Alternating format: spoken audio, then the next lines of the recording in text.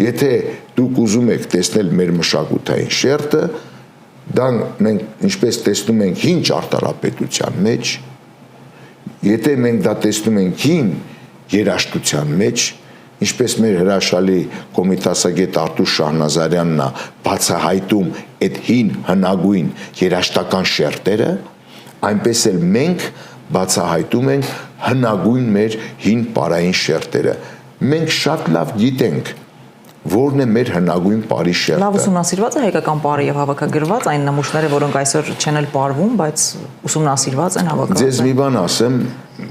մեր ժողովուրդը շատ է սիրում ժողովրդական պարը։ Եթե դուք նկատել եք, մեզ ավելի հարազատ բան էս երկրում չի մնացել, քան ազգային պարը եւ երգը։ Ես անցյալ օրը նայում եմ, այս ժողովուրդը ոնց է պարում։ Ճիշտ է, մենք հարսանեկան ծիսական արարողություններին մենք առայժմ չենք կարողանում ամբողջական համախմբվածությամբ այդ պարերը պարել,